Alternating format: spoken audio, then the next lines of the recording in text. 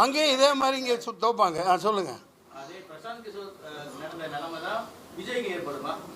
ஏற்படலாம். நீங்களே சொல்லிவிட்டு என்ன வாயில் சொல்ல வைக்கிறீங்க? அப்படி இல்லைங்க. அவருக்கு கண்மூடித்தனமாக நான் அப்படி ஒரு இதே இடத்துல நீங்கள் வந்தீங்க, ஒரு சம்பவம் நடந்தது, அப்படி ஒன்று எனக்கு தோன்றதை சொல்லிவிடுவேன். உணர்ச்சி வசப்பட்டோ படாமலோ நியாயத்தை சொல்லிவிடுவேன். ஆயிரக்கணக்கான ஃபோன் உங்கள் புண்ணியத்தில் அவ்வளவு ஃபோனு, தகவல், மெசேஜு, பாராட்டு. நான் அதை நினச்சி நான் சொல்லலை. ஆனால் அந்த மனுஷன்லேருந்து ஒரு ஃபோன் கூட வரல. 10 படம் நடித்தேன், வெளியோலிலாம் நடித்தது அவர் புண்ணியத்தில் இல்லை.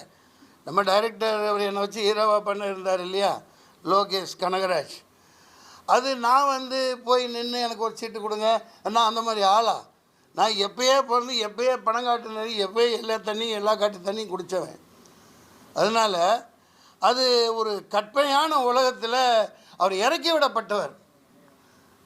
ஓய்பிரிவு பாதுகாப்பு கொடுத்துருக்காங்களா தம்பி விஜய்க்கு? இதுக்கப்புறம் செட்டு கொடுத்தாங்களா? என்னங்க சொல்லுங்கள், நீங்கள் தாங்க சொல்லணும். அதுக்கப்புறம் ஜெட் பிரிவு கொடுத்துருக்காங்களாம். ஒரு சாதாரண இந்த மக்களுக்கு அடிமட்ட தொண்டர்களோட அவங்க இப்போ நீட்டை தூக்கணும், ஸ்ரீலங்கா தமிழர்களுக்கு நீளம் கிடைக்கணும், இங்கே விவசாயிகள் நிலமெல்லாம் பாலாகுது, கார்பரேட் வயமாகுது, ஃபெர்டிலைசர்ஸ் எல்லாம் பயங்கரமாக விஷமாகி கத்திரிக்காய் எவ்வளோ பெருசு வருது, கொய்யாக்காய் எவ்வளோ பெருசு வருது, பப்பாளி எவ்வளோ பெருசு வருது, எல்லாமே நஞ்சு விட்டப்பட்டு வருது. இதெல்லாம் தீர்க்கறதுக்கு மக்களோட மக்களாக போராடணும் ஒரு மனுஷன். அவர் கார்பரேட்டு கூடயும் இலுமினாட்டிகளுக்காகத்தான் அவர் வருவார், ஒரு இதுக்காக. அதனால் இன்றைக்கி என்னோடய முடிவு அதுதான். அவரால் ஒன்றும் செய்ய முடியாது.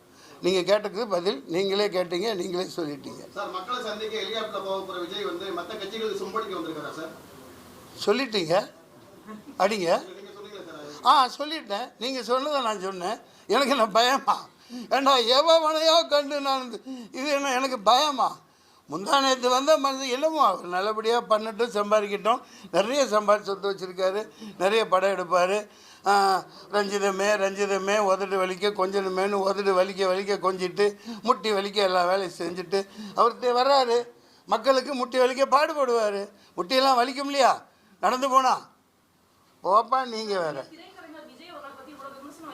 ஏங்க விமர்சனம் வைக்கணுன்ட்டு வைக்கலைங்க. எனக்கு ஒரு சும்மா போகிற போக்கில் சும்மா தட்டிட்டு போகிறது. எனக்கெல்லாம் ஒரு ஈக்குவல் கிடையாது.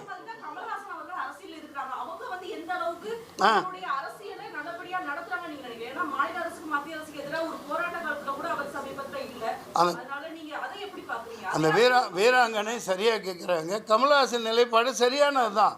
இப்போ ஸ்டேட்டை காப்பாற்றணும். நமக்கு முரண்பாடு திமுக 1000 இருக்கலாம், அதை நம்ம சரி செஞ்சுக்கலாம்.